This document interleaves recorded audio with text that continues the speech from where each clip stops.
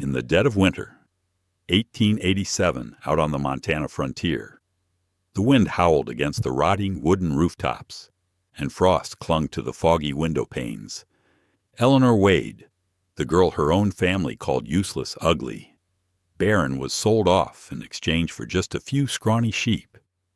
They said she brought bad luck, that the ground dried up wherever she walked.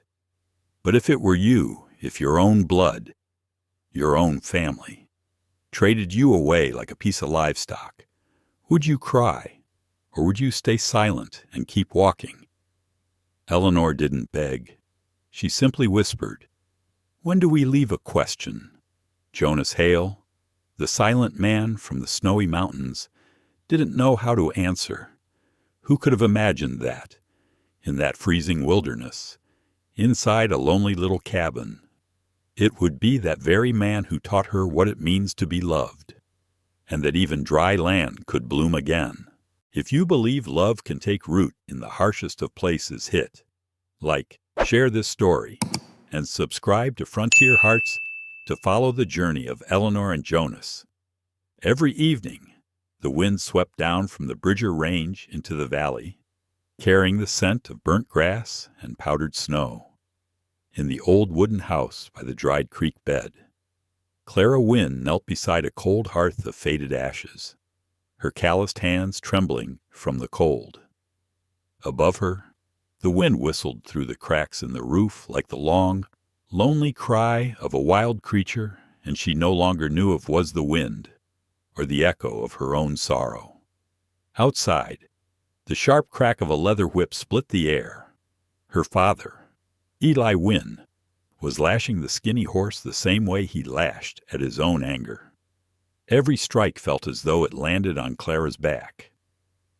She had known that sound since she was small. The whip was the only thing that beat steadily in this house, like the heartbeat of contempt. What kind of girl can't muster even a hint of grace? 18 years old and not a single man bothers to look at her. Her mother, May Wynn, said it while dumping dirty water out the door. Her voice was dry as kindling, stripped of warmth. Eli gave a thin, humorless laugh. She's no different than the land out there, hard, cracked, and never able to grow a damn thing. Clara bowed her head, saying nothing. She knew any reply would only be wasted. In this house, silence was the only way to keep breathing. As the last light of day faded, the kitchen was nothing but ashes and half-spent smoke. Clara sat beside the hearth, letting her fingers touch the cold ash.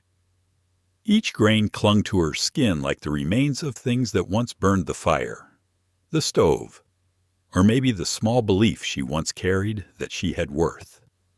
Once, she planted wild mustard seeds behind the horse shed, but her father stomped them flat, saying only this land can't grow weeds, and neither can you. Over the years, those words became a quiet curse. Since then, Clara never planted anything again. On winter nights, when her mother slept, she would step onto the porch and look up at the far, snow-covered mountains. Beyond the fog-veiled horizon, she could see faint lights from distant cabins. People said there were those who lived alone up there, hunters, gold diggers, men who had left the world behind. Sometimes, she wondered if one day she vanished. Would anyone notice? Would anyone ask why the fire in the hearth died so quickly that morning, before the sun even crested the ridge? Eli returned with a stranger. His coat was caked in mud and snow, smelling of horses and smoke. Clara didn't know what they said, only that her father pointed at her, and the man nodded.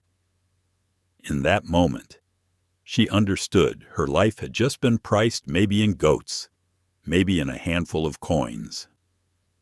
May Wynn looked at her like a flawed piece of merchandise. "Don't you start crying. You've never been of use to this house. Someone's willing to take you, be grateful." Clara didn't cry. She simply stood, adjusted the worn shawl around her shoulders. Morning light slipped through the doorway and fell across her sunburnt face, the face they called ugly, hardened, unlovable. In the silence, she softly asked, "When do we leave?" The question was barely a breath, yet it made the stranger pause. In the cold wind, he looked at her for a long moment, eyes unreadable, as if he saw something in her that she herself had never known.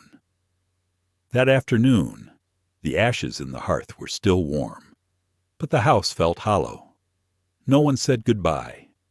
Only the wind moved across the dry fields, rattling the wooden doors like the last echo of a past left behind. In the wagon bound for the mountains, Clara sat curled among sacks of dried corn, clutching an old cloth bag in her lap. The smells of horsehide, wood smoke, and this stranger mixed together, chaotic, yet strangely free of contempt. She looked ahead, toward the misted mountains waiting in the distance. She didn't know what waited for her there, another life of hardship, or something she had never dared to dream. The wagon rolled across the dry creek bed, leaving behind the wooden house and the dead ashes of the hearth. Clara didn't look back, because sometimes the only thing a person can carry with them isn't memories, but silence. And in that silence, the fateful transaction began. The wagon stopped just as the first morning sunlight spilled across the mountainside, dyeing the snow-covered rocks in a pale gold. The man who had come with her, Eli Wynn. Clara's father jumped down first, whip in hand. The man waiting ahead, standing quietly beside a dark brown horse, broad-shouldered beneath an old sheepskin coat with a thick beard, was Silas Crowe, the one people around here called the Mountain Hermit. No one knew exactly how Silas survived, only rumors that he had once been a scout and that he'd lost everything in a wildfire years ago. Since then, he had moved up into the mountains, built a small cabin among the pine trees, and every now and then came down to trade venison or animal hides for salt and cornmeal. Folks said he didn't like to talk, but he was decent. Out here, that was enough. Eli tossed a rope to the ground, where 5 skinny goats were loosely tied. Here, 5 of them. Good breed. And the girl, like I said, no one else would take her. Silas looked at the goats, then at Clara. His gaze wasn't warm, nor was it cold, just deep, as if he was trying to understand who this girl really was. "Does she agree to this?" he asked, his voice low and gravelly. Eli let out a harsh laugh, scraping like metal on stone. "Agree. She doesn't get to agree or disagree. I fed her for 18 years. Now I just want something back. You want her. Take her. If not, I'll bring her to someone else." Clara stood still. Her black hair fell over her shoulders, dusted with cold ash from the old hearth. She looked at the stranger, the man who, from this moment on, might decide her fate. For a single heartbeat, it felt like all the wind, the snow, and every insult she'd ever heard just stopped waiting for the first words to leave his mouth. Silas stayed silent. He pulled off his glove, took hold of the rope, and nodded. "All right, we trade. Just a simple sentence, like any other bargain." But in his eyes, there was something different. Not desire, not pity, just a quiet acceptance, as if he wasn't taking a woman, but a lost soul in need of shelter. Eli counted the goats again, satisfied. "Just so you know, she's not handy, and she can't give you children. Don't expect much." Clara heard every word, but her expression didn't flinch. She only asked softly, "When do we leave?" Her voice didn't tremble. There was no fear, only the voice of someone who'd walked through misery and had nothing left to lose. Silas turned to her, looked once more, and said, "Right now, before the mountain winds get worse." Eli slapped the horse's flank. signaling the driver to turn the wagon around. No farewell, no second glance. As the wheels lifted from the dirt road, the wind kicked up dry dust over Clara's skirt. The smell of goat manure, snow, and wood smoke mixed in the air a strange scent. The smell of endings and beginnings at the same time. They left. The road up the mountain twisted through jagged stones, dried trees stretching their branches like bony fingers trying to grasp the mist. Silas walked ahead. Clara followed behind. No one spoke.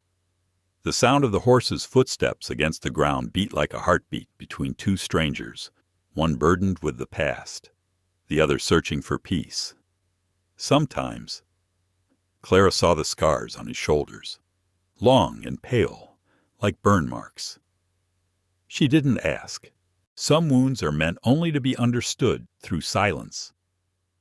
By the time the sun slipped behind the ridges, they stopped by a stream. Silas built a fire, while Clara sat close, holding out her hands to the warmth. For the first time in years, she saw firelight reflected in her own eyes. It wasn't bright, but it was enough to show the faint outline of belief returning. He handed her a piece of hardtack. "Eat. The road's still long." She took it, quietly replied, "Thank you." Silas only nodded, and in that silence, between the stillness of the mountains and two weathered souls, a small seed of trust was planted, though neither of them knew it had begun to grow. That night, as the wind cried on the ridgeline and snow began to fall, Clara lay awake watching the moon shimmer on the water of the stream. She thought of her father, of the cold hearth, of the empty house. But strangely, she felt no anger, only a quiet emptiness, and within it, something new beginning to take shape, like a hidden spring pushing its way up through dry earth. When they left the valley and entered the mist-covered mountains, the wind carried the scent of fresh snow and pine resin. Clara didn't know where this road would lead, only that with every step.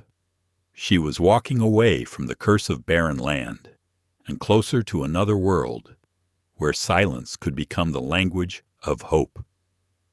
The next morning, the sky wasn't fully awake yet. Everything seemed wrapped in a thick blanket of fog. Silas Crowe had already saddled the horse, loaded a heavy cloth sack, a few bundles of dry firewood, and an old rifle. He said nothing, just gave Clara Wynn a small nod to follow. They began their climb toward the slopes of the Bridger Range. Pine branches heavy with dew and frost dripped onto her shoulders cold, but pure. Every breath they exhaled turned into a cloud of white, dissolving into the forest like words that had never been spoken. The mountain trail was narrow, just enough for one person to walk. Clara followed behind, silently watching Silas's footsteps press deep into the thin layer of snow. His footprints were firm, steady. Hers were smaller, hesitant, and yet, even without a single word spoken, something invisible connected them, a thread woven from silence, strong as the sinews of the mountain. At one point, a gust of wind knocked her headscarf loose. Clara stopped to reach for it, but Silas had already turned back and offered her his old scarf. No words, just a brief look. Then he turned away. But to Clara, that moment felt like the first time someone looked at her, not with pity, but with acknowledgement that she existed. The higher they climbed, the thicker the fog grew. Their world shrank to just a few feet ahead. Everything else vanished. Only the horse's heavy breathing and the wind sweeping through the pines remained.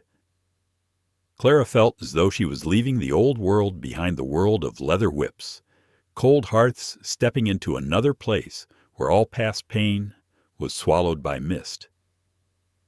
At the top of the slope, they rested beside a large rock. Below them, the valley was hidden beneath rolling clouds. Clara sat near the fire, watching the mist shimmer like an ocean. The wind brought the scent of pine and the warmth of burning wood.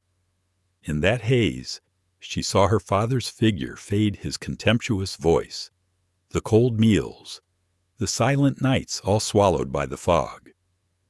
Silas sat across from her, carving a piece of wood into the shape of a small bird.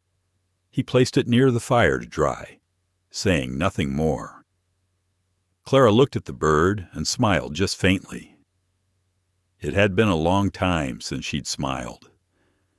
Amid the crackling fire, she felt something inside her soften, as if this journey wasn't just about reaching a place, but about leaving her past self behind.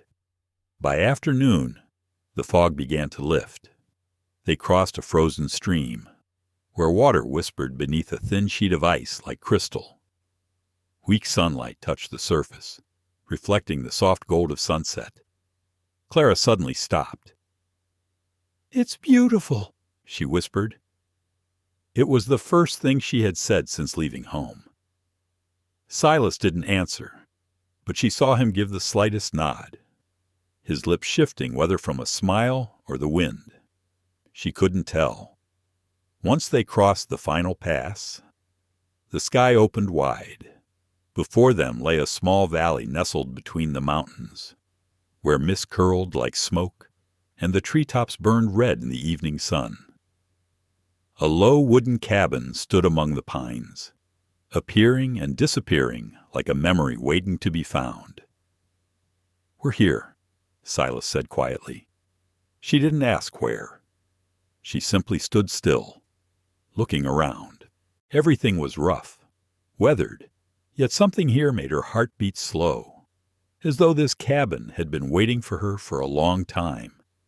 That evening, inside the small cabin, Silas lit the fire. Smoke curled upward, casting warm orange light onto the wooden walls. Clara arranged their things, brushed the dust from the table, prepared a sleeping spot, fetched water from the wooden jug. Every movement was slow, careful, like she was learning how to belong somewhere again. Silas watched in silence. When she finished, he placed a few more logs on the fire. No one said thank you, but between them, the air began to warm, not from the flames, but from two people sharing a space without needing to defend themselves. Late into the night, Clara woke. The wind whispered through the cracks of the cabin like a distant lullaby. She stepped onto the porch and looked down at the valley submerged in mist. The moon split itself across the frozen stream, bright enough to see her own breath. She suddenly remembered her mother's words, "You'll never belong anywhere."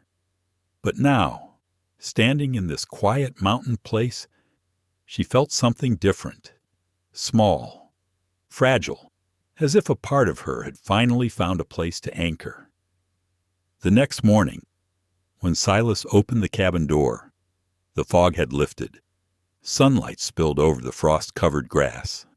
He handed her a wooden cup of cloudy, milky water. "Drink, spring water from the high stream," he said simply. Clara took it, smiling softly. The warmth and sweetness spread through her throat. "Thank you," she said. Silas didn't reply, only picked up the axe by the wall and stepped outside. But as he disappeared among the pines, Clara realized she had just called this place home, and that was something that had never happened before. On the first night in that wooden cabin, Clara slept peacefully as if fear had never existed in her life. Outside, the wind murmured through the branches, and the fire crackled softly in the stove. And when dawn crept in, carrying the scent of smoke and pine, she knew her story, their story, had only just begun. Morning in the high mountains always arrived a heartbeat early. When Clara opened her eyes, the sky was still a faded indigo, like dyed linen soaked in mist.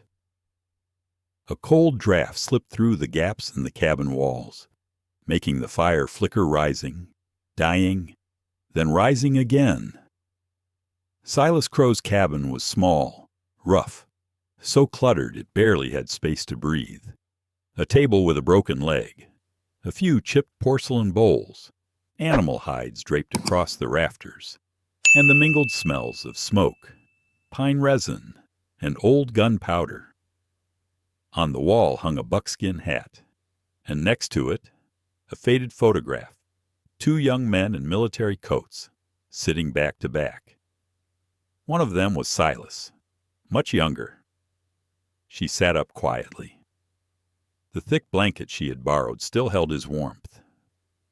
In that brief moment, she realized she was in a place that didn't belong to her, but didn't reject her either. Silas stepped inside, his coat damp with morning dew, carrying a few logs of wood and a freshly hunted rabbit. He didn't look at her, just knelt by the hearth and stirred the ashes.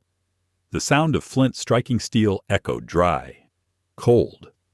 Clara looked at him and softly said, "I'll do it." He glanced up, silent for a moment. In his eyes there was no trust, no refusal, only a flicker of surprise, as though he wasn't used to someone wanting to touch the pieces of his life. She knelt beside the fire, carefully piling the wood, cupping her hands to shield the flame. From the gray ashes, she blew gently. Soon, a single ember sparked to life, then another.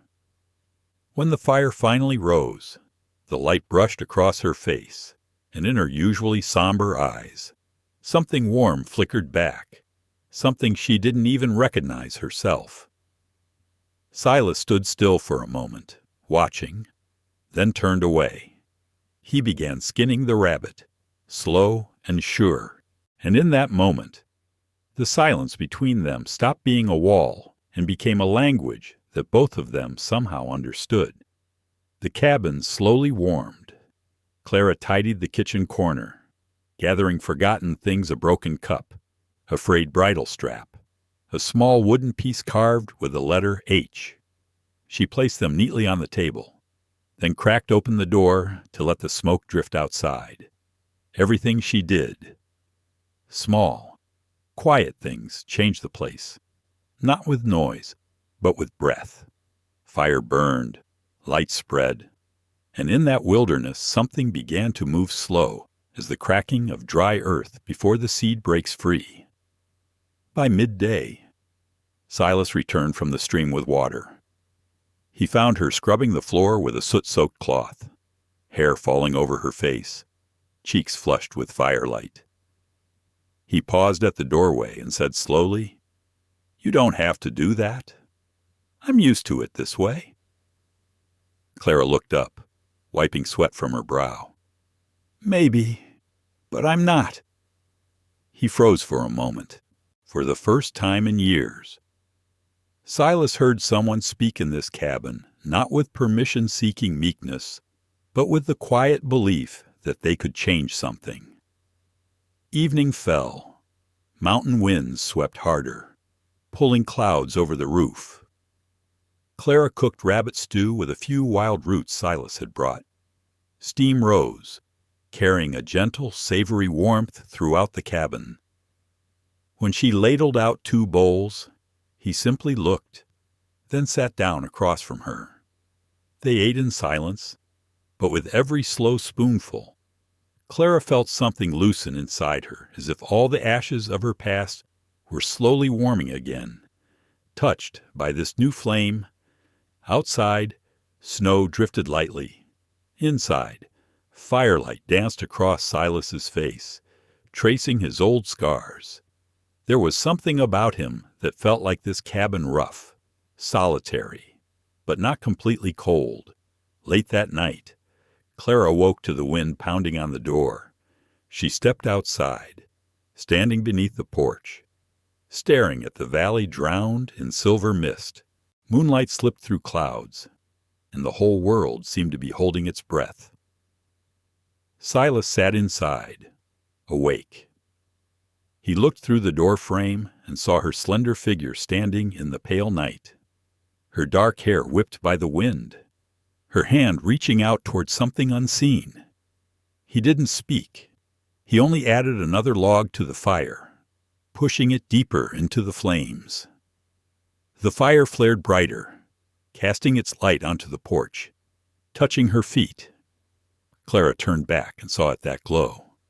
And in that warm firelight, for the first time, she didn't feel invisible. At dawn, she woke early, not because of cold or wind, but because she wanted to begin something with her own hands. She cleaned, boiled water, rearranged the table. When Silas returned from the woods, he found the cabin changed tidier, warmer, holding the scent of fresh cornbread. He stood in the doorway, looking as though reaching for an old memory.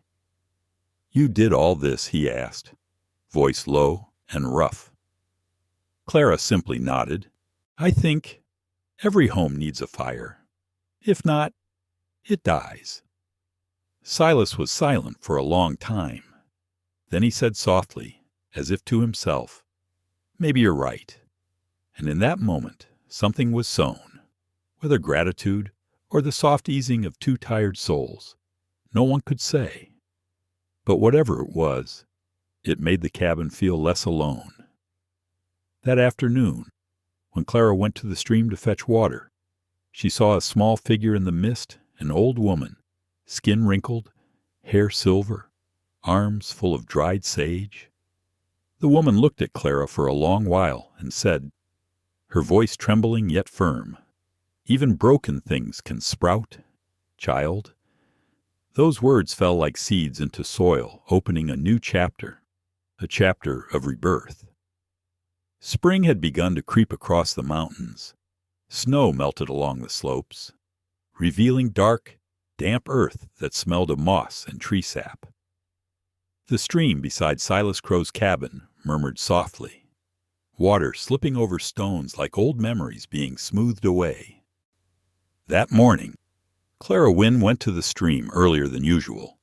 She carried a wooden bucket, planning to gather water to clean the table. The air was cold and gentle. Mist cooled her cheeks like a quiet touch from an unseen hand. Through the milky fog, she noticed a figure bent over a patch of wild herbs. It was an elderly native woman in a brown cloak, her hair tangled like dry grass, hands trembling yet precise as she cut stems of sage. Clara stopped and whispered a greeting.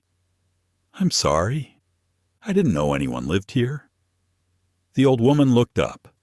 Her eyes were clouded brown, yet deep and alive like wet soil after rain. She smiled, her voice rough but warm. "People have been here long before the snow fell, and they will be here when it melts. You simply haven't learned to hear them yet." Clara bowed her head slightly, unsure how to respond. The woman continued, "My name is Edel. Folks around here call me the herb crone." She held out a bundle of sage and said slowly, "This the earth gives it so we can keep the fire. Burn it in your home, and its scent will chase away what no longer belongs." Clara took the sage. Its smell was sharp, dry, strange, and somehow comforting. The old woman studied her face, then spoke softly, so quietly the wind nearly carried it away. "I see shards of a broken mirror in your eyes. But you should know even broken things can sprout, if someone dares to place them in the soil." Clara stood still, unable to speak. The woman had already vanished into the fog, but her words lingered woven into birdsong, water, and morning mist. When Clara returned, Silas was chopping wood. He glanced at the sage in her hands, brow furrowed. "What's that?" she said. "If we burn it, the house will feel warmer." Silas didn't ask more. He only nodded. He didn't believe in omens, but he understood that sometimes people need something to believe in just to keep living. Clara hung the sage beside the fireplace. As evening settled and shadows crept inside, she lit the fire and laid a few sprigs onto the coals. The scent spread through the cabin, smoky, sharp, and warm. Silas sat by the door, watching the smoke curl and twist along the ceiling beams. Clara closed her eyes and breathed it in. In that moment, it felt like everything old inside her, the shame, the fear, her father's cruel words, was rising into the smoke, dissolving, drifting away. In the days that followed, Clara began going outside more often.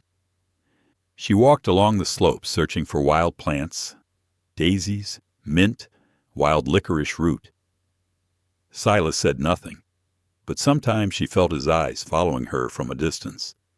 He saw her sit for hours by the stream, arranging small stones into lines and patterns like quiet messages. One afternoon, she came home with a twisted plant root and placed it on the table. "You know," she said, "Etel told me this root grows back, even if it's cut clean through, as long as one small node remains." Silas turned it over in his rough hands. He didn't reply, but something in his eyes softened, maybe because he knew people were the same. That night, the wind changed. Rain drummed against the roof. Thunder rolled far away. The cabin glowed faintly in the stormlight, warm, smoky, alive. Clara sat mending a torn sleeve. Silas set a kettle on the fire, silently making tea. After a while, over the sound of rain, Clara spoke quietly. "There was a time I thought this land hated me. Everything I touched turned dry. But now, I think maybe it was just waiting for someone to listen." Silas didn't answer at first. Then he handed her a cup of tea and said, voice low, "Maybe the old woman was right. Broken things can grow again." Simple words, but in that small cabin, thick with sage and smoke, they echoed like a prayer. The next morning, Clara planted wild mustard seeds around the cabin door. She didn't know if they'd grow, but she did it anyway. As her fingers pressed into the soil, she heard Etel's voice in her heart. "Lay it down and wait. The earth knows when to receive."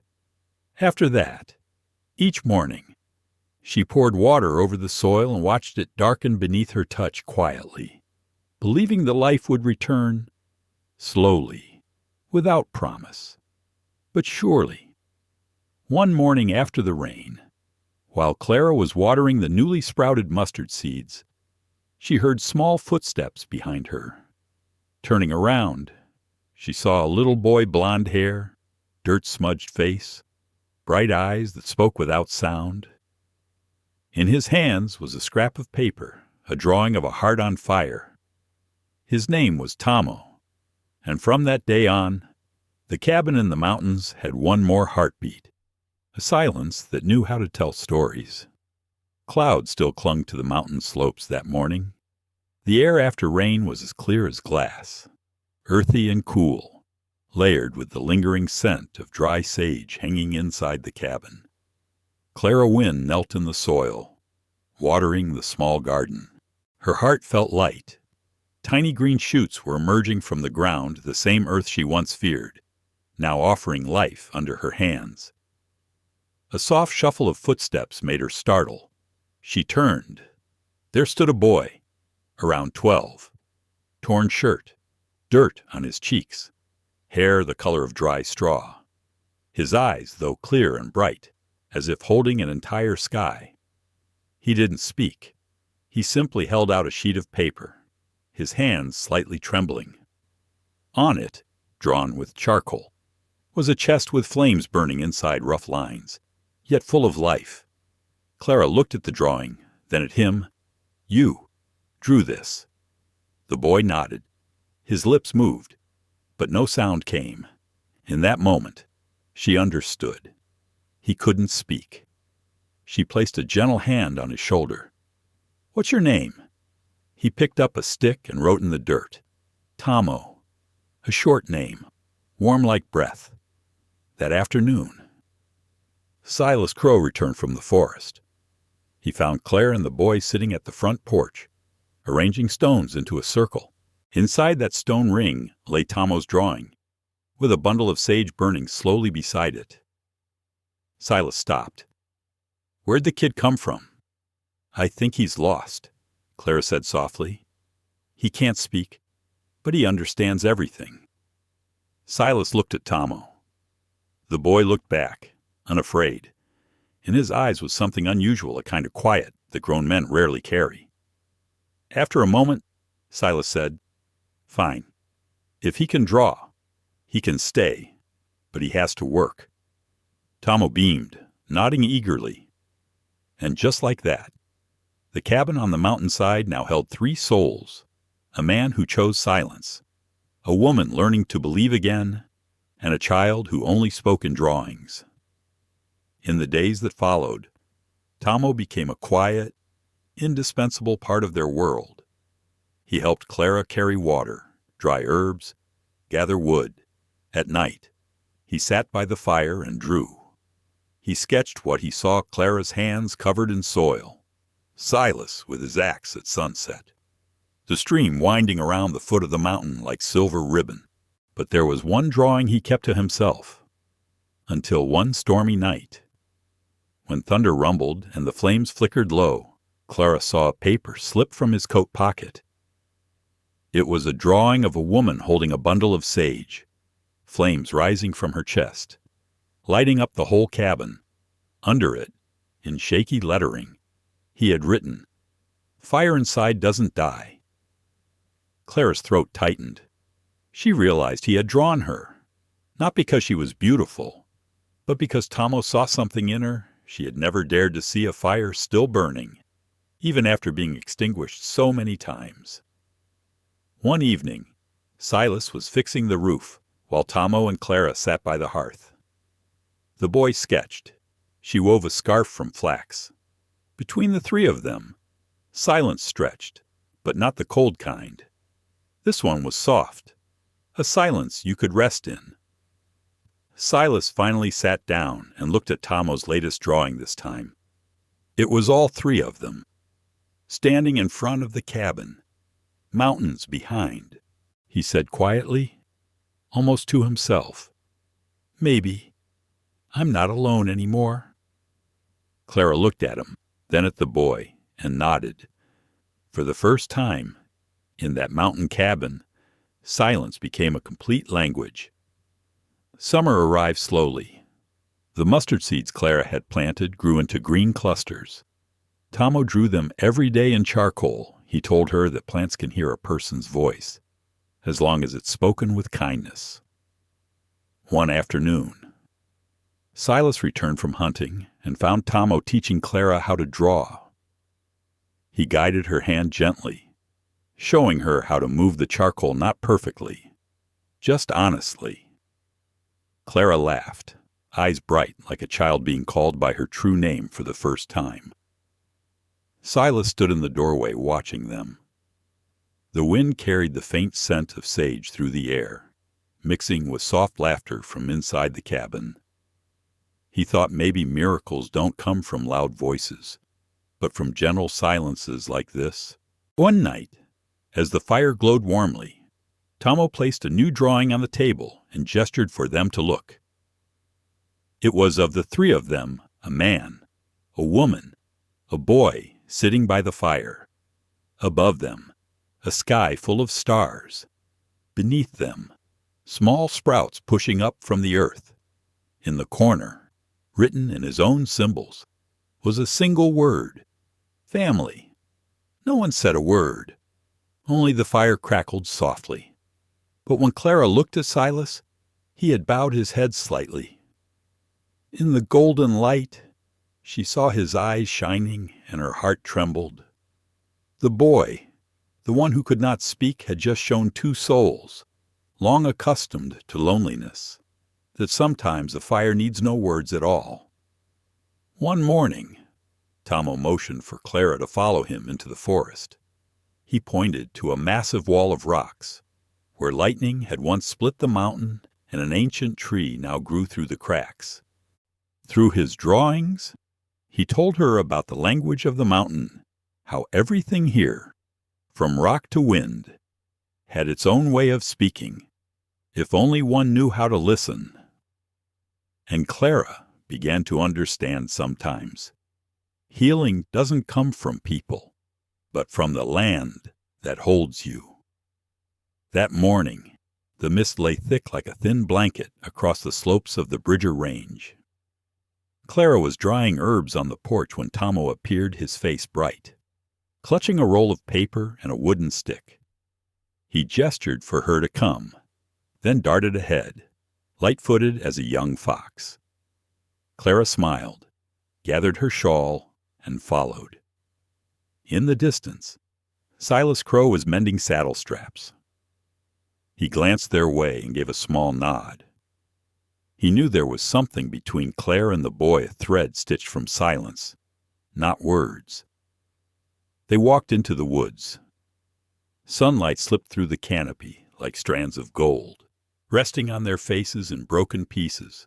The sound of a distant stream, the rhythmic tapping of a woodpecker, the sigh of wind through pine. Clara slowly realized each sound, each breeze, carried its own soul. Tomo stopped at a clearing where a giant rock had been split clean in two by lightning. He sat down, opened the roll of paper, and began to draw. Clara settled beside him, watching charcoal lines curve and take shape on rough paper. He drew a wolf, its body wrapped in flames, then lightning, cleaving the mountain. In the center, a man with a mouth full of thorns. Clara whispered, "Is this your story?" Tomo nodded. Then below the drawing, he wrote in small symbols, "Father, mountain, silence." Clara's breath caught. She understood, like her. Tomo had once lived in rejection and pain. Perhaps his father had been harsh or broken.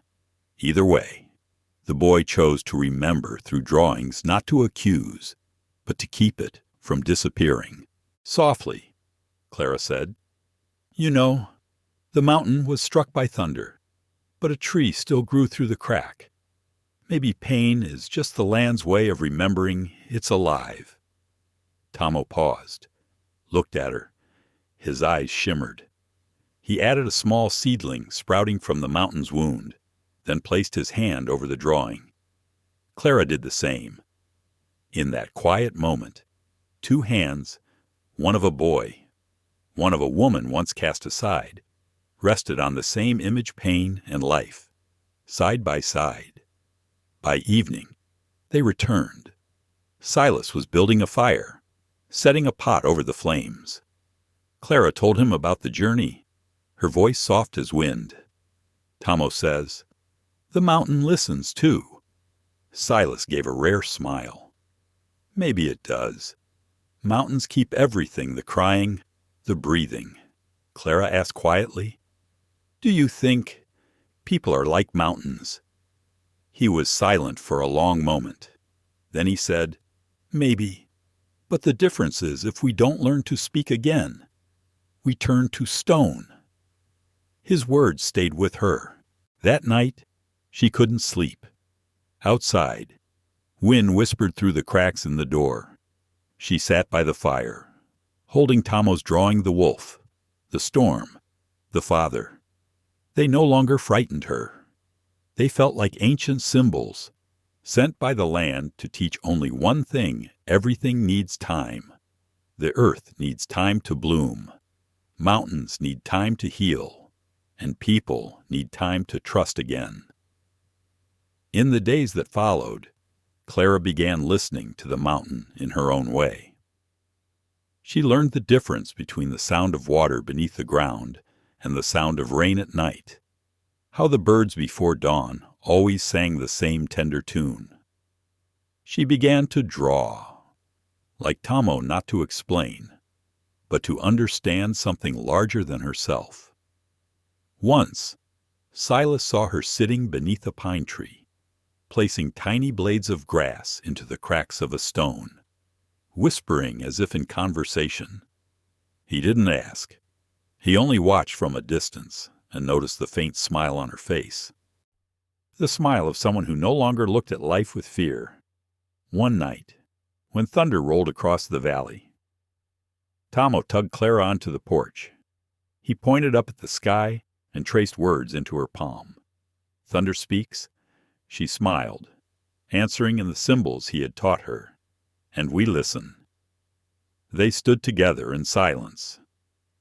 Thunder echoed across the mountains, then softened against the rocks, like the earth itself was breathing.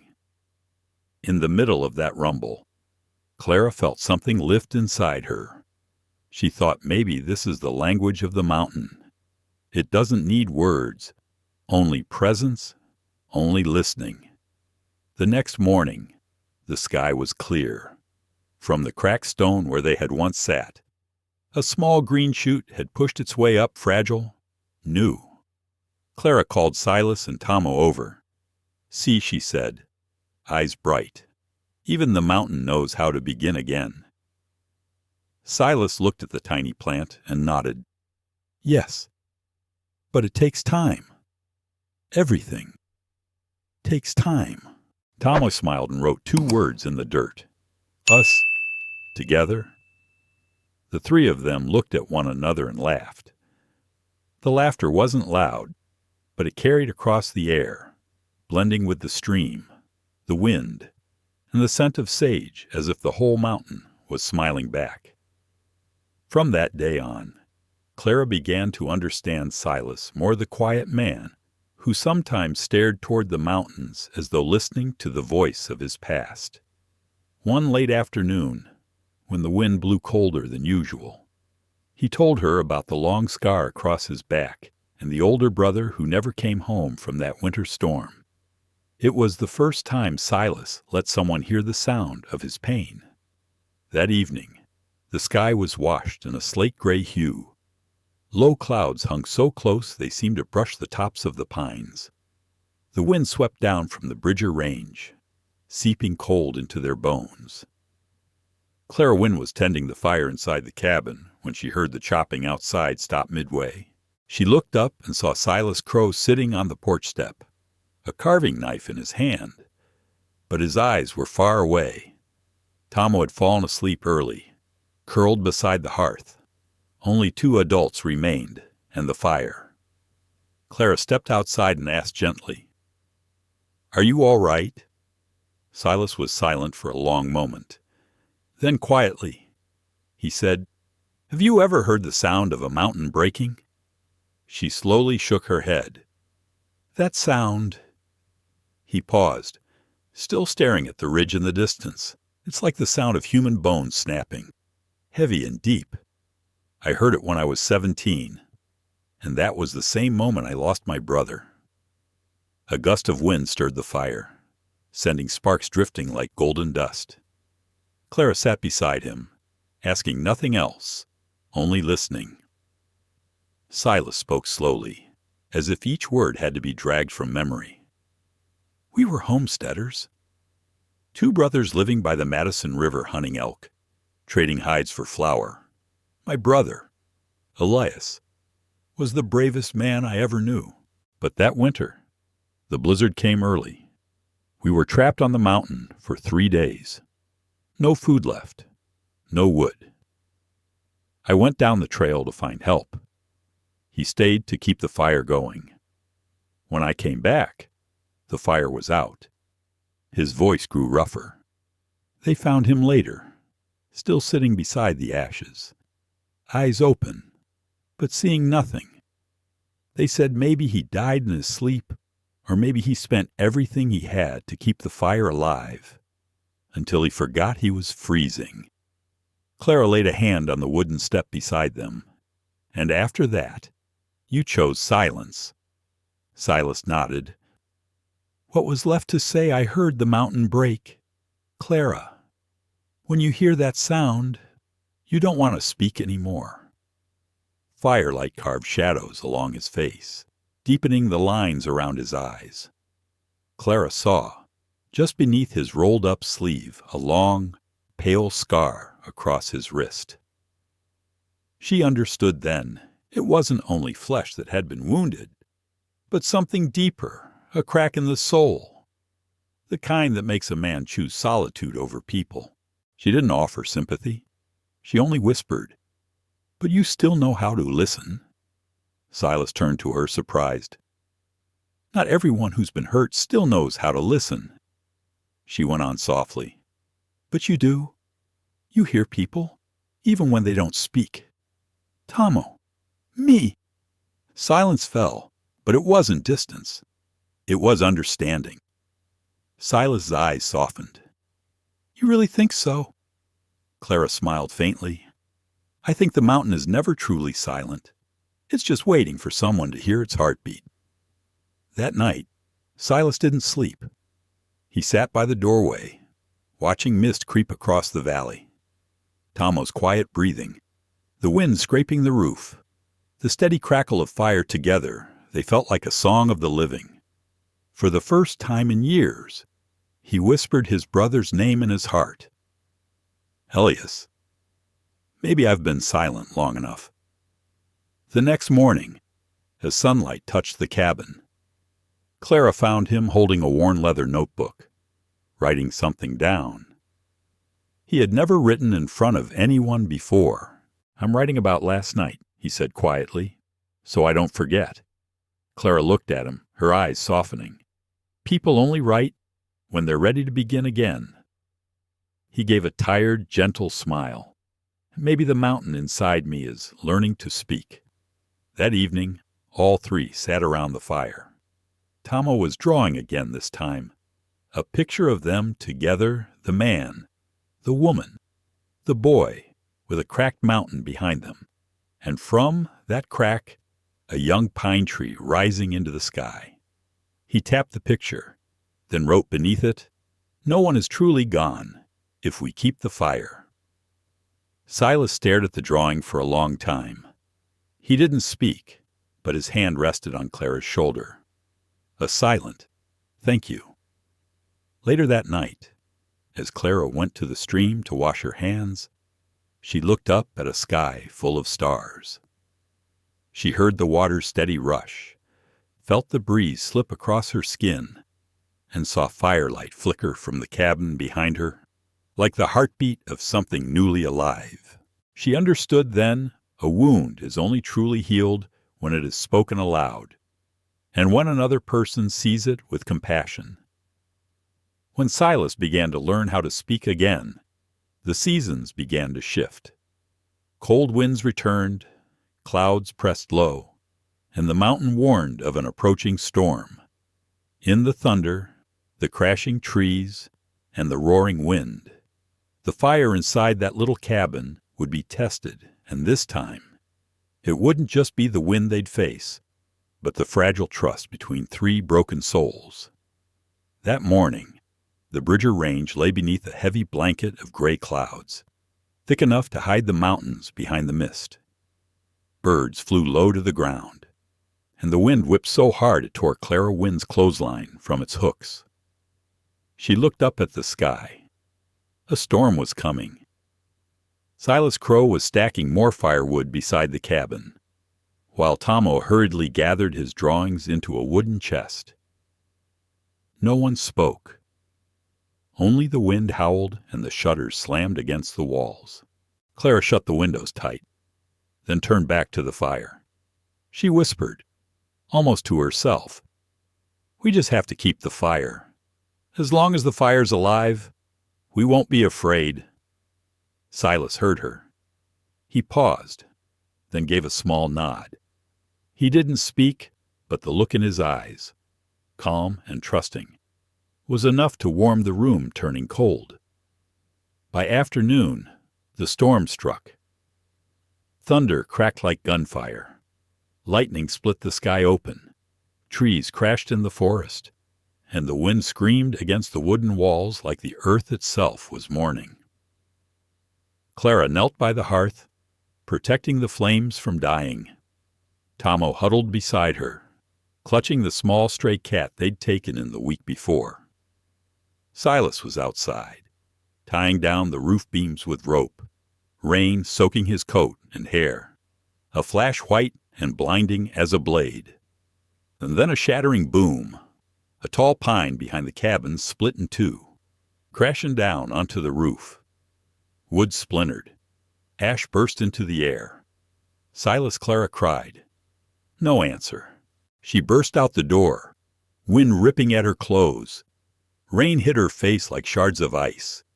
In the fallen branches, she found him lying still, his left shoulder pinned under a heavy log. Without thinking, she threw herself into the wreckage, pushing, dragging, her hands trembling and raw. Blood seeped through his shirt, dark and hot like embers in the rain. She pulled him free and dragged him inside. Tomo rushed forward, pulling off his own coat to cover Silas's shoulders. He didn't cry, only signed frantically, "Fire, keep the fire." Clara nodded hard and turned back to the hearth. She fed the embers, blowing again and again, her fingers burning from heat and soaked with rain. Her breath, white and ragged in the cold air, mixed with smoke. And then the flame caught, rising again, in its red glow. Silas opened his eyes. Clara gripped his hand. "Don't fall asleep. Do you hear me? The fire's still here." He looked at her, lips trembling. "You kept it." His voice was weak, but in it was something that hadn't been there in years, belief. All night, the storm raged. Rain hammered the broken roof. Wind clawed at the walls, but the fire didn't go out. Clara cleaned Silas's wound, sat beside him, exhaustion heavy but unwavering. Tomo fell asleep by the hearth, fingers still wrapped around his charcoal. Just before dawn, the rain stopped. The ground outside lay soaked and heavy, but the sky opened pale and new. The first light of morning slipped through the wooden slats and fell across Clara's face. Silas woke. He looked around the roof, damaged, the room in disarray, but the fire still burning. He sat up slowly, pulled a small knife from his belt, and carved words into the cabin's main beam. "Storm past fire remains." Clara saw it. Her eyes filled not with pain, nor weakness, but with quiet release. She had carried hope through the darkest hours, and the dawn had answered. That afternoon, Silas placed his old hunting rifle beside Clara's bed. She looked at him, puzzled. He spoke simply, "Anyone I trust. I give my gun to." She froze, then looked down at the rifle, then back at him. For the first time in his eyes, she saw not caution, but peace. That night, the three of them sat around a new fire. Tomo drew the storm, the fallen trees, the broken cabin, but in the center. He drew a bright golden flame. Beneath it, he wrote in his own quiet symbols, "No one keeps the fire alone." Clara smiled softly and brushed a hand over the boy's hair. Silas watched them both, his gaze gentle, deep as the forest after rain. Outside, the wind had fallen quiet. Above the mountains, a thin crescent moon rested like a silver blade, reflecting in Clara's eyes once full of shadow, now glowing like the fire she had kept alive through the storm. After the storm, the mountains and forests seemed washed clean. The cabin had lost its roof, but the fire was still alive, and from that fire, something new began to grow. Clara said, "We will rebuild, but not just for ourselves." And that was the beginning of another kind of home, not built only from wood and stone, but from trust, from community. The morning after the storm, the sun rose slowly. Its light was thin as threads of gold draped across the rain-soaked pines. From the cracks of the Bridger Range, layers of mist lifted like breath from the earth. Clara Wynn stood before the ruined cabin, her hands cracked from the cold, but her eyes steady. The ground that once was only ash and stone was now covered in soft mud. She knelt, scooped a handful of soil, and breathed in the raw, damp scent. It reminded her she was still alive, truly alive. Silas Crowe stepped outside. His shoulder was still bandaged, but the weariness in his eyes had eased. He looked over the wreckage and said quietly, "We'll build it again." Clara nodded, then smiled. No, we'll plant it again. Beside them, Tomo was drawing in the wet earth lines, curves, symbols, and tiny shapes like seedlings. He motioned for Clara to look. Medicine map, she guessed softly. You want us to plant by this map? Tomo nodded eagerly, his eyes shining. He pointed to each markment, mugwort, sage, wild chamomile, then drew a heart in the center. Silas studied the drawing and understood. We won't just rebuild a house, we'll rebuild the forest. In the days that followed, they worked without rest. They cut beams from fallen trees. Tomo laid stones to mark garden paths and herb beds. Clara crushed leaves, dried roots, lined glass jars on newly built shelves. One day, a woman from a camp beyond the ridge came, her arm wrapped in cloth, asking for medicine. Clara gave her a tin of sage salve and told her to mix it with warm water. The woman paused, then whispered, They say there's a girl up in these mountains who heals people with herbs and with hope. Clara only smiled. But from that day, people came each week, sometimes each day. Some came for medicine, some for advice, some just to sit by their fire and breathe. And slowly, the small cabin became a refuge for tired souls. One early autumn afternoon, Clara sat on the porch, drying sprigs of mountain mint. The breeze carried the smell of wet earth and fresh-cut wood. Silas was nearby, fixing the handle of a hoe. Tomo spread a large sheet of paper on the ground, expanding his medicine map. He added small paths leading to the stream, to the white cactus patch, and at the center, a large circle. In his symbols, he wrote Home for All. Clara looked and smiled. You're drawing a village. Tomo nodded, his eyes full of something bigger than dreams. Silas watched them, then stood. He planted his shovel in the ground and said in his low, warm voice, If we plant trust, more than trees will grow here, but healing always brings new tests. One morning, as Clara watered the garden, she heard hoofbeats. She looked up to see a group of riders entering the valley. At the front was a face she knew too well. Gideon Wynn, her older brother, and beside him, Martha Wynn, the sister-in-law who once looked at Clara with nothing but scorn. They dismounted, wearing uneasy smiles. We heard you were living here, Gideon said. Thank God you're safe. The family wants to make peace. Clara stood still. Her heart didn't ache like before it was calm, like a quiet lake. She looked at them and answered softly, Family once sold me to loneliness. Why are you here now? Martha lowered her gaze. We lost our crops. The cattle are sick. They said, You know how to heal, and that you have seeds. Silence fell. Only the grass whispered in the wind. From a distance, Silas walked forward and stood beside Clara. His voice was steady, deep. She doesn't belong to anyone, but if someone needs help, she'll help because that's who she is. Gideon looked at Silas, then at his sister. His eyes dimmed, filled with shame and regret. I don't deserve forgiveness. Clara stepped forward and placed a small pouch in his hand. A few herbs, a few seeds. No one earns forgiveness just by words. Gideon, but you can begin again like the earth after rain. She turned away, not in anger, not in bitterness, just quietly, like a mountain shadow at dusk. That evening, with the scent of mint drifting through the cabin, Tomo laid out a new drawing. In it, a hill full of trees, a stream, and people gathered around a fire. At the center, he drew Clara, reaching out, giving seeds to others.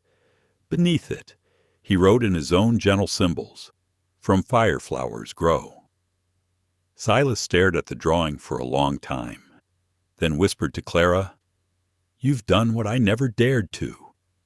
She shook her head lightly, eyes toward the forest. I only did what the mountain taught me, that giving is how we keep. That night, they sat around the fire. The light touched the fresh wooden beams, casting 3 long shadows on the walls. Clara felt something return to her heart, not the past, but the quiet peace of someone finally allowed to belong to themselves. Winter returned harsher than any year before. When snow blanketed the valley, Tomo fell gravely ill. Clara stayed by his bedside, holding his hand through the night. In the child's fevered breaths, she saw herself the girl who once believed she had died long ago. And when dawn came, along with that faint beating of life, a quiet ritual of rebirth began. That winter arrived early, colder than memory could recall. The whole of the Bridger Range lay buried in snow. Trees bowed beneath the weight, rivers froze into silence, and the wind howled through the night like wandering spirits searching for shelter. In the little cabin on the mountainside, Clara Wynn, Silas Crowe, and Tomo huddled around the fire, the only place where warmth still lived. Tomo had started coughing a week before. At first, it was light, then deeper until his face grew pale. Clara brewed herbal teas, rubbed his chest with mint balm. But on the following night, the fever came. He lay small and still on the bed, eyes closed, hair damp with sweat. His breaths came thinly, like threads of smoke about to disappear. Clara wiped his forehead, her heart tightening. In the flickering firelight, Tomo's face looked painfully young, the child who had taught her how to hear the mountains speak, now lying silent, like a part of the earth itself. Silas sat in the corner, hands clenched. He had known death before, had lost a brother in the snow, but this fear was different. This was the fear of losing the laughter, the drawings, the hope that filled this cabin. Clara, he whispered, voice rough. The boy. He's going to make it. Isn't he? She didn't answer. She only nodded once, then laid her hand on Tomo's burning forehead and silently remembered the words old Etel once said, even broken things can sprout. But seeds only sprout if the ground stays warm. And the room was growing cold. 3 days, 3 nights they took turns watching over him. Clara never left his side, in his delirium. Tomo moved his lips, murmuring something neither of them could hear. She leaned closer, only to hear one broken word. Fire. She didn't cry, not aloud. She only whispered back, as if speaking to her own heart. It's still burning. Tomo, it's still here. Silas watched them, his eyes fogged like the world outside. When the coughing stopped, he knew what Clara couldn't bear to say. That night, Tomo slipped away as quietly as he had come. There were no cries of anguish, only Clara, sitting beside him, holding his small, cooling hand. She stroked his hair and whispered, Sleep now. Little wolf of the mountain, you can speak all you want now. Silas stepped out into the falling snow. He dug a grave beneath the pine where Tomo had once drawn his medicine map. Clara placed in the boy's hands his last drawing, the 3 of them by the fire, with a golden circle in the middle family. They buried him at dawn, on the white earth. The first sunlight laid itself upon his resting place like gold. Yet only days later, Clara fell ill too. The fever came quietly, first a chill, then a fire beneath her skin. She drifted in and out of consciousness, hearing Silas calling her name from somewhere far away, hearing water, hearing fire. In her dreams, she became the girl she once was standing in a cold house, hands bare, face covered in ash.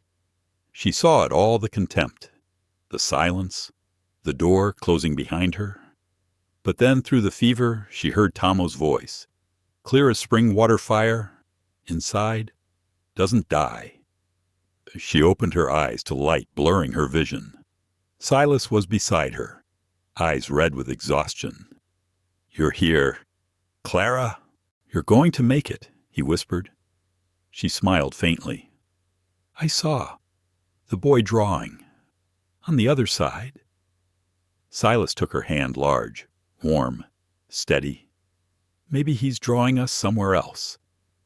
Clara burned with fever 2 more days, then woke. Light slipped through the wall slats onto the plank where she lay. Beside her was a clay bowl cracked and mended with thin seams of golden resin. "You said this bowl mattered," Silas said quietly. "I couldn't throw it away. Now it looks strange, but beautiful." Clara touched the gold-veined crack. It curled around the bowl like a lifeline. She stared for a long time, then whispered, "Just like me." Silas nodded. "A crack doesn't ruin it. It makes it real." When Clara was strong enough to walk outside, the snow had eased. On the small mound where Tomo lay, a tiny green shoot had broken through the frost, a sage sprout. Clara knelt, laid her hand on the earth, and whispered, "You've sprouted, Tomo." From then on, she burned a sprig of sage each time she lit the fire. Its scent drifted through the cabin, soft, warm, not to forget, but to remember that life returns, even when it seems to have gone. One evening, Silas carved a new line into the beam below the old words. Storm passed. Fire remains. Beneath it, he wrote, "One is gone. A seed grows." Clara saw the carving and smiled, tears warm in her eyes, not of pain, but of quiet peace, as if all their cracks, at last, had been hammered into gold across the wood of their lives. Spring returned. On the patch of earth where Tomo was buried, sage grew into a full green bush. Clara began teaching the women who came up from the valley how to make compost, brew healing salves, and purify water. They started calling this place the School of the Mountain, where rough, weathered hands learned how to heal again. Not just others, but themselves. When the snow melted and the earth exhaled the sweet smell of thawing soil, Clara Wynn stepped out of the cabin and drew in a long breath. For the first time in months, she heard the stream behind the forest flowing again, laughing softly over stones. Spring had come not only to the land, but to the heart. On Tomo's grave, tender blades of grass pushed through the thin crust of ice. At the center, the sagebush had turned green, once more fragile, yet proud. Clara knelt and touched its leaves.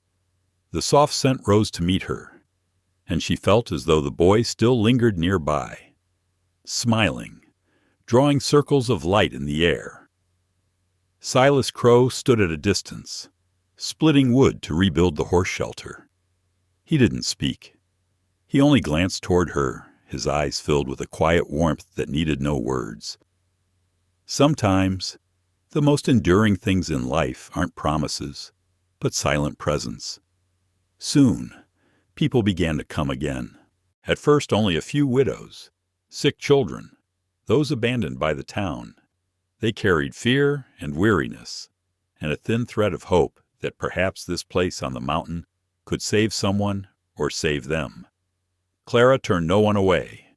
She taught them how to compost the barren soil, how to filter water with charcoal and sand, how to make sage balm to bring down fever and heal wounded skin. When someone called her a healer, she only smiled and said, "I don't heal anyone. I just teach them how to listen to the earth." Under the yellow maple tree, women sat in a circle, grinding leaves, mixing herbs. Their eyes held a soft kind of focus. Children ran around them, laughing like bells in the wind. The sounds of this new life crackling fire, broth being stirred, water against stone blended into a gentle music only those who had known loneliness could fully hear. One day, Martha Wynn, Clara's sister-in-law, returned, leading a small girl by the hand. The child was thin, lips pale, her dark eyes sunken. "She has lung fever," Martha whispered, hoarse. "They told me to bring her here, but I wasn't sure you would open the door." Clara simply nodded and motioned for the girl to lie down. No questions, no blame. She silently warmed the sage balm and placed it across the child's chest. Her hands trembled, but her eyes were calm. That night, when the girl began to breathe steadily, Martha broke into tears. "How can you still be gentle with me?" she sobbed. Clara washed her hands, looking through the window where moonlight lay across the snowy hills. "Because if I become as hard as stone, Tomo's fire will go out," she said softly. "I choose to keep it burning." Martha bowed her head, tears dripping onto the wool blanket. In that quiet, the two women, once divided, found what apologies alone could never give: shared recognition of pain and a willingness to be better. Word spread across the valley that on the mountain stood a strange school where people came to heal the body, and somehow left with their fear quieted. Each week, more arrived. Some brought eggs, some flour, some only a whispered thank you. Silas built a small shed beside the main cabin for storing herbs. Tomo was gone, but the symbols he used to draw were now painted by Clara onto the walls, each one a lesson. Fire keeps faith. Earth keeps memory. Wind carries the words of the departed. One afternoon, someone asked, "What do you call this place?" Clara was silent for a moment. Then she said, "This isn't my home. It's the home of those trying to begin again." Time passed. Summer came, and the herb garden bloomed. On the hill, mint leaves shimmered in the sun, and strips of cloth fluttered in the breeze, each one a message from someone who had found healing. One read, "I sleep again without fear." Another simply showed a small drawing of flame. Silas stayed quiet, steady, planting trees, fixing roofs. The once solitary man was now seen as the gatekeeper of the mountain school. People whispered that he and Clara shared a kind of love that didn't need a name, the kind born not from passion, but from choosing to remain when everything else had left. One evening, under a forest of bronze sunset, Clara sat on the porch reading to the women about a plant called heartleaf leaves shaped like a heart, growing only in cracked earth, used to stop bleeding. Her voice was low, like a lullaby. This plant only grows where the ground has broken before. Just like us, only hearts that have cracked can truly hold what is precious. No one spoke. Someone quietly sniffled. No one noticed Silas leaning against a post, watching from afar, his eyes soft, mixed with pride. Pride in the woman who had grown from ashes. That night, Clara walked alone to the stream. The water ran clear, silvered by the moon. She whispered to Tomo, "Do the old spirits of the mountain, do you see little wolf? This place has learned how to sing." The sage leaves trembled in the breeze, and in the thin veil of mist, she could almost hear a child's laughter echo back. Spring brought life, but the summer that followed took nearly all of it away. 3 weeks without rain, the earth cracked open, the stream dried to stone, and leaves curled and burned beneath the sun. Still, Clara kept her faith that she had kept the fire, even when people began to whisper that the mountain school was nothing but a dream. But the mountain has its own way of testing hearts, and when the rain returned, it did not fall only on the earth. It fell into the souls of those who had learned how to endure. The sun scorched so long it felt like the sky itself was burning. From the slopes of the Bridger Range, the land below lay bare and red-brown, split with deep fissures like wounds that refused to heal. The stream behind the cabin where Tomo once washed his brushes and drew fish, was nothing now but pale stones and shallow puddles. Each morning, Clara Wynn rose before dawn, hauling wooden buckets of water from a distant mountain crack and pouring them into clay jars buried throughout the garden. It was an old method taught by Etel store water beneath the soil, where roots drink slowly and quietly. Because of that, while the meadows withered and burned, their garden stayed remarkably green. Mint still breathed its scent. Sage still swayed, silver green, in the hot wind. People down in the valley stared upward astonished, doubtful. "She must be using witchcraft," someone muttered. "Or she's hiding a stream and won't share it," said another. At first, it was only whispers, but as the drought dragged into its third week, whispers hardened into anger. One evening, as the sun bled into the horizon, 3 men rode up the mountain, rifles and shovels in hand. They were ranchers from the valley. Clara was watering the herbs when they stopped at her gate.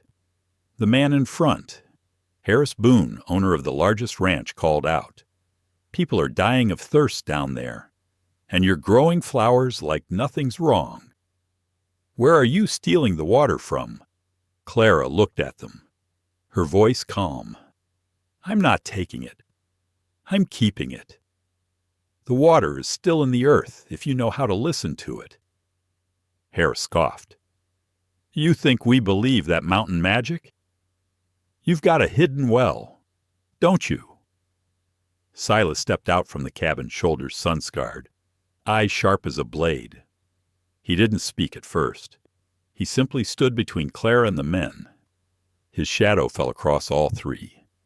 "Go back down the mountain. Boone," he said low and steady, "there's nothing here that belongs to you. Only soil and sweat." The air tightened. A lone bird shrieked and fell silent. Harris gripped his gun, but Silas's gaze, calm yet fierce, made him lower it.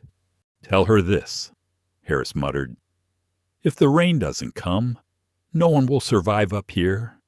Then I'll wait," Clara answered quietly, "because the earth is waiting too." The men turned and rode back, leaving a trail of red dust against the fence. That night, the wind blew dry and harsh. Clara could not sleep. She sat by the fire, holding the cracked clay bowl Silas had mended with pine resin and ash gold-like along its fractures. Her fingers traced the glowing seam, and she felt the same line inside her own chest a crack, but warm instead of broken. Silas sat beside her, shoulders trembling slightly from exhaustion. "You know," he said softly, "I used to think the earth only lived because of rain, but now I think it lives because someone believes in it." She looked at him and smiled in the dim firelight. "And people live because of that, too. Outside, the night was thick and breathless. Somewhere far away, a coyote cried, and the wind sounded like the world sighing." The next morning, they worked again, though the sun bore down like fire. Clara sowed more seeds as if each one were a prayer. She whispered to them, "Don't be afraid, Tomo's still here." People from the valley came to watch. They stood beyond the fence, staring at the green herbs, their eyes no longer just skeptical, but carrying something else, something like hope they were scared to name. A small girl, Martha's daughter, slipped through the fence and handed Clara a tiny water flask. "For the plants," she said. Clara took it, eyes stinging. "Thank you," she whispered, and poured every drop into the thirsty sage. That evening, the sky shifted. From the west, dark clouds gathered, rolling over the mountains like a heavy blanket. The wind changed crisp, carrying the faint scent of lightning. Clara lifted her face, breathing it in. Silas came running, a rare smile breaking across his face. "Maybe, this time, It's coming. Then thunder. Deep. Low. Like the mountain's own heartbeat. A single raindrop struck Clara's cheek. She closed her eyes, letting it mix with sweat and dust and the cracks on her skin. And then rain fell hard, wild, merciful. From the valley came cheers. Children ran out into the mud, arms wide, catching the sky's gift. Up on the hill, Clara stood among her garden soaked to the bone, eyes bright as flame. Silas reached her and placed a hand on her shoulder. "You did it," he said. She shook her head, smiling through the rain. "No, we only waited together. The rain, that's the mountain's answer to faith." That night, when the skies calmed, they lit a fire to celebrate. The scent of wet soil mingled with mint and sage. Clara took a wooden plank and carved words into it to hang at the gate, the mountain school where people learn how to believe again. The wind carried the smell of new earth, old rain, and returning life. In the corner of the garden, a tiny sprout pushed through a crack in the dry soil just like the first sage Tomo had planted long ago. Clara looked at it and whispered, "Do you see, little wolf? The fire still burns. Only now, it knows how to become rain." The rain saved the earth, but it also awakened the past. When the river swelled again and grass returned to the hills, those who once scorned Clara climbed the mountain no longer proud, but trembling. In a land reborn, she would have to choose to nurture bitterness or plant the seeds of mercy. The heavy rain lasted 3 days before it stopped. When the clouds finally broke, sunlight poured over the Bridger Range, lighting up every sage leaf that had just begun to unfurl. The scent of wet earth rose rich, warm, clear, and it made people believe the world had been born anew. Clara Wynn walked through the garden, her cloak still damp, fingertips gently brushing the mint leaves coated with dew. Each bead of water reflected the sky like hundreds of tiny eyes looking back at her, all whispering, "You kept your promise." Across the fence, Silas Crowe was fixing the well. He worked quietly in the morning sun, steady, strong. In the rhythm of his hammer was something like faith, a faith he once thought he had lost forever. But peace, as always, didn't come without trial. By noon, a small group of riders approached from the valley. Dust coated their clothes, their faces drawn from hunger and drought. Leading them was Gideon Wynn, Clara's brother, the man who had once traded her away. Beside him rode his wife, Martha Wynn, and their eldest daughter, Naomi. Their horses stopped at the gate of the mountain school.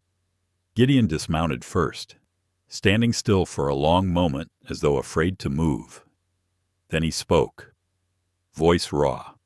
"Clara, our land is gone. Sickness is spreading in the herd. They said you might help." There was no pride left in his voice, only the exhaustion of a man who had walked too far and remembered too late where home was. Clara looked at them. The wind ran gently through her dark hair, now streaked with gray. Inside her, memories rose the cold nights of being unwanted, the whispered words useless, barren, dry as dust. But strangely, the pain was no longer sharp. It had become a faded brushstroke in a much larger picture, a picture in which she had become herself. "Come in," she said softly. "There's water and fire here. Everyone needs both. Inside." Naomi coughed violently. Clara helped the girl lie down, rubbed sage balm on her chest, then poured hot tea steeped with herbs. Gideon stood beside the bed, unable to lift his eyes. "Don't you hate us?" he asked. Clara didn't answer at first. She poured hot water into a wooden bowl. Steam rose, smelling of earth and healing. Then she said quietly, "Hate I used to. but hate only keeps you in the same place. I chose to keep the fire instead." Martha broke into tears. "You're still gentle, even after what we did." Clara rested a hand on her shoulder. "Gentleness isn't weakness, Martha. It's the only way to survive without becoming what once hurt you." By evening, Naomi slept peacefully. Gideon and Martha prepared to leave, but before they stepped away, Clara handed them 2 small pouches, one of herbs, the other of seeds. "This will help you grow food again after the rain," she said to Martha. Then, turning to Gideon, "And this is for healing your land. Not just the land out there, the land in here." He held the pouch, hands trembling. "Do you truly forgive us?" Clara smiled softly, eyes bright in the fading light. "No, Gideon, I haven't forgotten, but I choose not to let it define me. I choose something else." Then she bent down, picked up a single kernel of golden corn, and planted it into the soft earth at the doorway. "When I plant this seed," she said quietly, "I'm not thinking of the soil I came from, but of what I can become. I'm not dry land anymore. I'm someone who chooses to bloom." As their figures disappeared into the forest, Silas stepped beside her. He said nothing at first, only placed a steady hand on her shoulder. "You did something most people never dare," he said, "to forgive without forgetting." She glanced at him, a gentle smile on her lips. "Maybe because I learned forgiveness isn't because they deserve it. It's because I deserve peace." Above them, the clouds thinned and pulled back, revealing a crimson sunset. Light fell across the herb beds, the river, the trembling sage, and right where the corn seed had been planted, a tiny green sprout broke through the damp soil. Clara knelt, touching it with her fingertips. She whispered dry land blooms. Who would have believed it? Huh, Tomo. A breeze carried the scent of mint and pine. In that wind, one could almost hear a child's laughter, faint, far, but enough to know that the fire they had kept alive had not died, but become light carried across the valley. That evening, Clara lit a fire in the courtyard and invited everyone at the mountain school to gather. They ate corn cakes, drank herbal tea, and shared their stories not to mourn, but to honor what had shaped them. Silas raised his cup, voice slow and deep. "No one is truly alone so long as someone still chooses kindness as a way home." Clara looked at the fire and nodded. "And so long as someone still believes, the land will keep its seeds." The next morning, the sun rose over the Bridger Range in a golden flood. Birds sang, the wind was soft, and the sage blooming by the porch carried a fragrance that mixed with the scent of new earth smelling like a promise. Every wound, if tended with mercy, can flower. At the end of every journey, we don't return to where we once left. We return to ourselves. Clara had walked the full circle of the earth from barren to blooming, from being sold to being trusted, from ashes to flame. And when she planted that first corn seed, the mountain rose again with her on the breath of compassion. Perhaps the most beautiful thing about the story, her family sold her as ugly, barren, and useless. But the mountain man got her pregnant and loved her as not just the love between 2 wounded souls, but the journey of a woman finding her worth again. Clara, the girl once sold like something useless, refused to let her past decide who she was. She chose forgiveness. She chose to plant seeds.